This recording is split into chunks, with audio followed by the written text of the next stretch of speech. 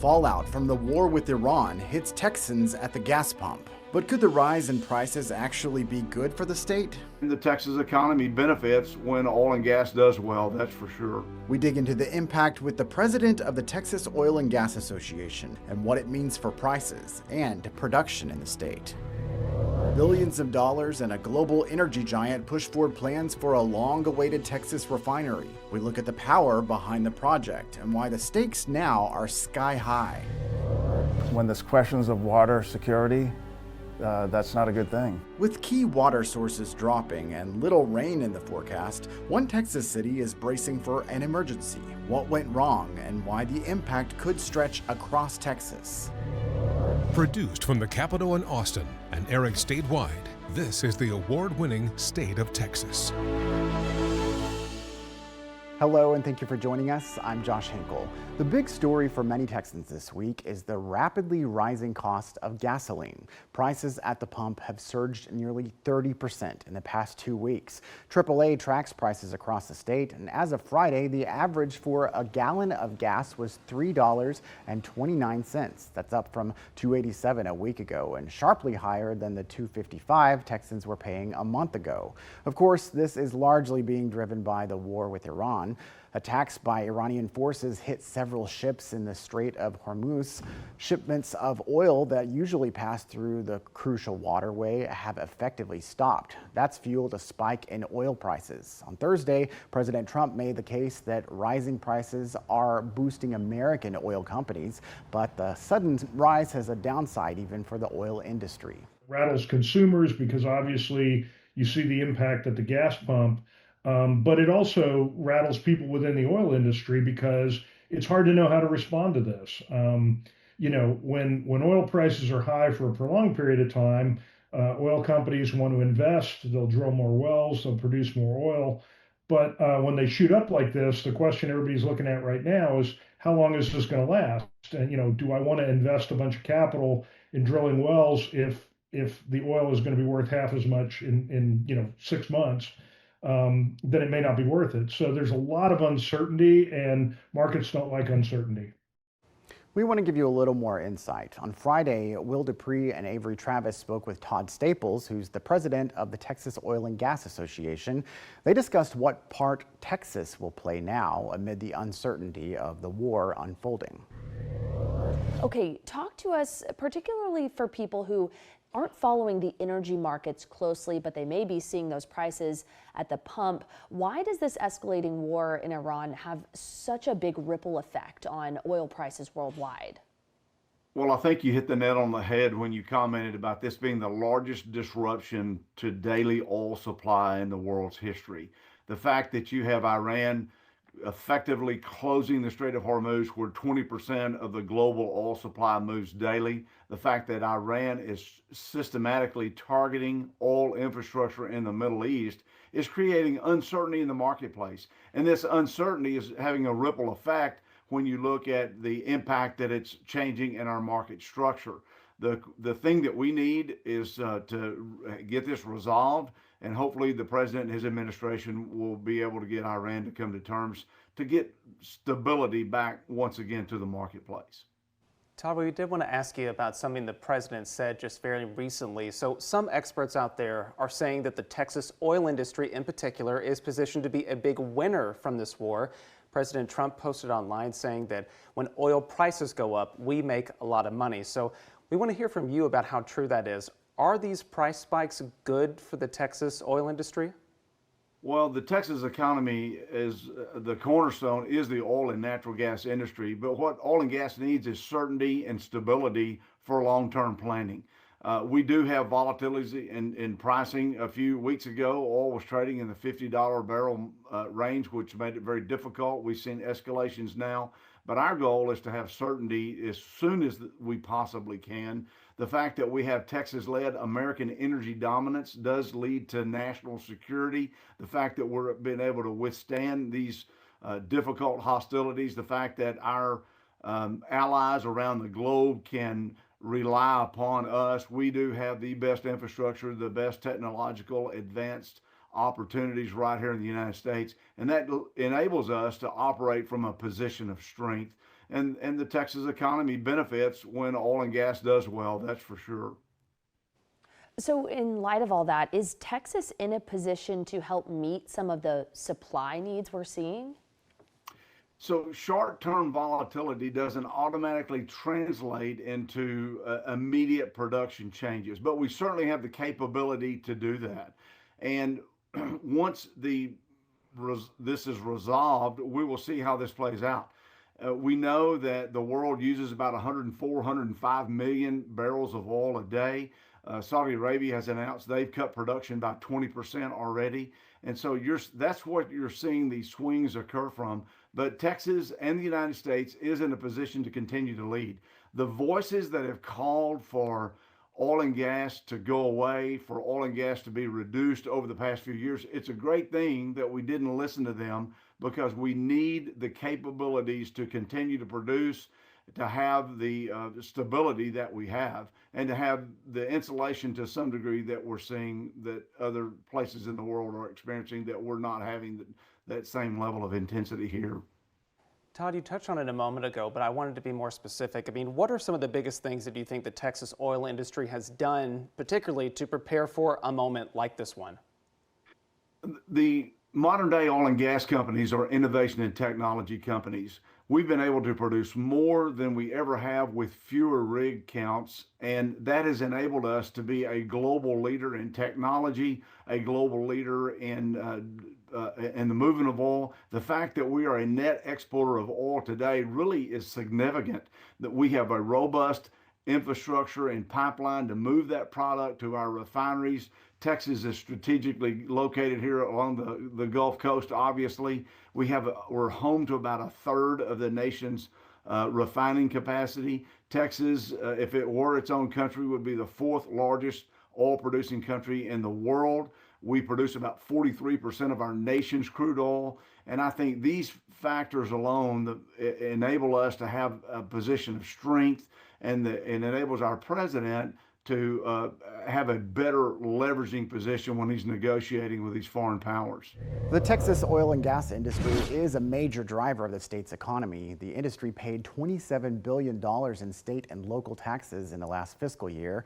That works out to nearly $74 million a day. A lot of that money goes to public schools. In the last fiscal year, oil and gas royalties pumped $1.4 billion into the permanent school fund. A deadly mass shooting on a busy Austin street. So why didn't police send an active shooter alert to the public? Now we're getting answers explaining the decision. Officials warn a water shortage could impact 500,000 Texans and even the state's oil and gas industry. We look closer at the urgent steps underway. India's largest energy company is now backing a refinery in South Texas. We look at this global partnership that's creating one of the largest energy deals in the state's history.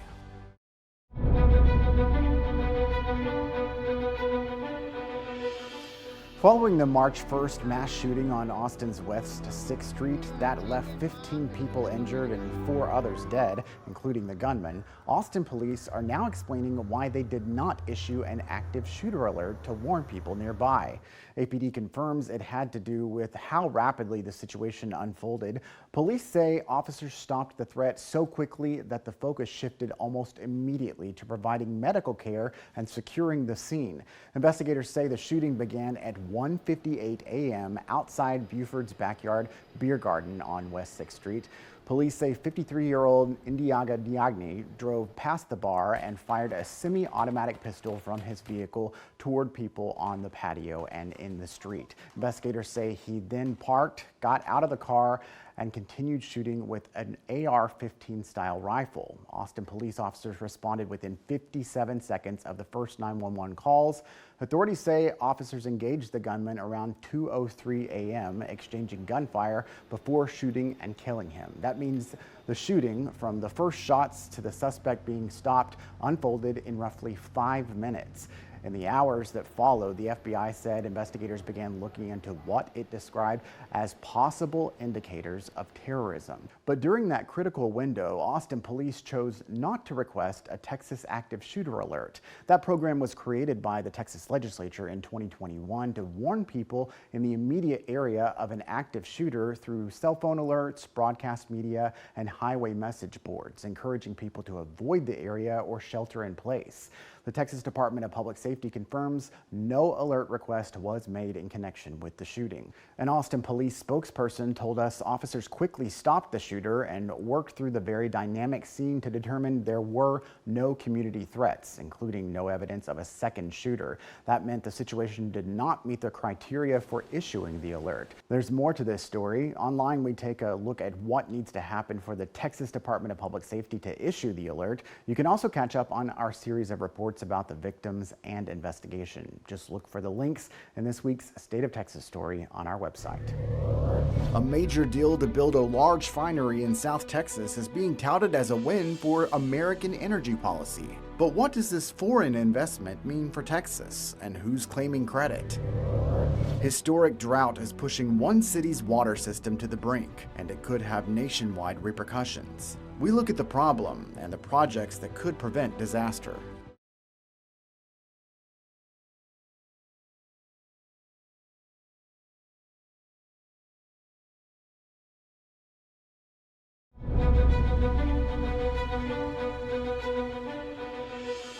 City officials in Corpus Christi are trying to avoid a nightmare scenario where their water supply does not meet their demand. Some leaders warn the city could hit a water emergency before the end of the year. The city's water utility serves more than 500,000 people across 7 counties, along with chemical plants and refineries that produce about 500 million gallons of gasoline a day. Capitol correspondent McKim spoke with the city manager about the plan to prevent disaster. Lake Corpus Christi is the lowest it has ever been in its history. The reservoir had been the main source of water for the city it's named after, but a severe drought and not much rain in the forecast is cause for concern. A dashboard on the city's website predicts a water emergency by November. When there's questions of water security, that's not a good thing. City manager Peter Zanoni said the city has to bring on more than 30 million gallons of water daily to its system by November. The good news? Multiple projects already in the pipeline could do just that. If we can hit the marks on getting permits and the construction, then we don't run out of water. But it's a really big if. Projects could be delayed, which could speed up the timeline for a water emergency. That's never happened in this coastal Bend city. The city council will have to determine what it will do if an emergency does happen. I don't have anything to fall back on and reference. I can't get the manual out to say, how do we do it the last time? One option is forcing customers to cut back on water usage. Customers like refineries, which use water to help produce hundreds of thousands of gallons of gasoline, jet fuel, and diesel every day. Something that we're watching very closely. It certainly doesn't help the fact that one of our major, most important centers is facing difficulties like this. The future of water in this area will eventually have to come from the sea. The city has been talking about building a seawater desalination plant for more than a decade, with no results. The state has provided more than $750 million in low-interest loans to the city for building a desal plant. Governor Greg Abbott believes that money has been squandered by city leadership. Corpus Christi is a victim not because of lack of water. They're a victim because of a lack of ability to make a decision. Zanoni, unfazed by the governor's comments, said the city will continue working to reduce worry among all its customers. It's going to be a tough subject to talk to the community about. It's emotional, it impacts families. McKim, State of Texas. Following the governor's comments this week, the mayor of Corpus Christi said she is calling a special meeting of the city council to vote on approving the desalination plant sometime next week. While the situation in Corpus Christi has unique local drivers, it also reflects broader concerns. Rapid growth, persistent drought, and aging infrastructure are putting pressure on water supplies in many parts of Texas. For Insight, we're joined by Jeremy Mazur, the Director of Infrastructure and Natural Resources Policy for the nonprofit Texas 2036. Welcome. Thanks for having me back, Josh. Good to see you. Good to see you too. So Corpus Christi is not the only community that's seeing low water levels. How does what's happening there with the supply compare to other regions in the state? Corpus Christi and the coastal bend area is certainly not the only region that is looking at water supply shortages right now. One of the things we've seen over the past few years is that the lower Rio Grande Valley, that includes McAllen and Brownsville, also had to sometimes face some severe water shortages due to drought conditions that are extending not only into Texas, but also into northern Mexico. In fact, in northern Mexico, some cities there have reached day zero, where they just don't have any water available for beneficial use due to the severity of the drought conditions in this region. So you've studied long-term projections for Texas water supply and demand. What do those models tell us about where the state could face the biggest shortages in the coming decades? When we look at the state water plan, what it tells us is that the state as a whole faces a long-term water supply deficit if we're hit by a repeat of the drought of record, which is the historic drought that we endured in the 1950s, and we haven't expanded and diversified our water supply portfolio. I think the areas that are especially susceptible to this water supply deficit include South, Central, and West Texas. And it points to the need to invest in and expand and develop the water supplies we need to improve our drought resilience, but also provide the foundation for economic growth and development. How much of the pressure on the water systems right now is being driven by population growth versus climate and drought? It's a two-edged sword that's coming at us. And I think if we look at the Corpus Christi region, that's where we see two things happening at the same time. The first is that the region has been in severe drought for an extended period of time. In fact, the inflows into the area's reservoirs have reached historic lows, and those reservoirs haven't been full since 2007. So drought is playing a big role in terms of diminishing and reducing the amount of water available for the Corpus Christi region. At the same time, it's experienced record growth, not only in terms of population growth, but also in economic development and industrial growth, where we're seeing a lot of industries that are expanding their footprint in the region that's also increasing the demand for water. So the legislature has taken some action to invest in infrastructure and water supply projects. Are those efforts moving fast enough to meet the growing demand? This is one of the big challenges that we face, is that the good news is that the legislature and voters approved Prop 4 dedicating state funding to water infrastructure. The challenge, however, is that it takes a significant amount of time to develop and build these water supply projects, be it a new reservoir, a groundwater well field, or even a desalination plant. And so even though we see some regions of the state that are blinking yellow or red when it comes to drought severity and water needs, the hard part is that it's going to take several years to develop and deliver the water supply projects these areas need. So lawmakers are starting to lay out legislation before next session. In your view, what is the most important water policy that they should prioritize? I think we need to revisit how we do our state water planning in terms of identifying where are the critical areas that need regional water projects to meet future economic and industrial growth and residential growth, but also where are those areas that are more susceptible to the hardships due to drought, so that we can prioritize and identify these areas and make sure that they're working on developing the water supplies that they need. All right, Jeremy, Texas 2036, thank you for being with us. Thanks for having me, Josh. International money meets Texas energy. A refinery plan years in the making moves forward with a powerful new partner. We look closer at the project and the politics behind it.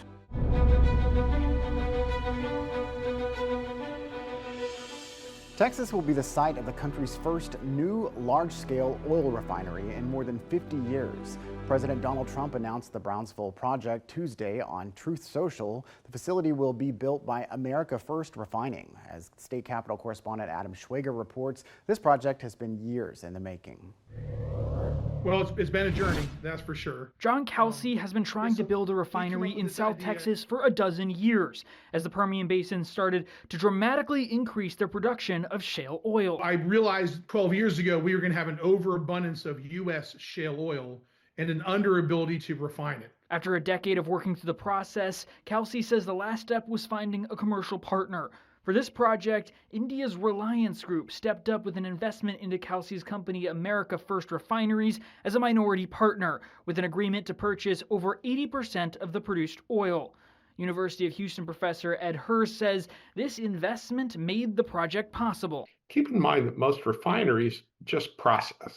They make pennies per gallon. They don't make dollars per gallon. On Wednesday morning, leaders from the Port of Brownsville said the $3 to $4 billion project will create around 500 direct jobs and is just one of several investments coming to the port. Our economic development team has over $20 billion in the pipeline of projects that are looking at the Port of Brownsville. According to the port, the project is expected to break ground sometime in April. Kelsey hopes to have the refinery operational in a couple years. In 2028, we should have all of our large units on the ground and being assembled in Brownsville, with our first full year of operations in 2029. For State of Texas, I'm Adam Schwager.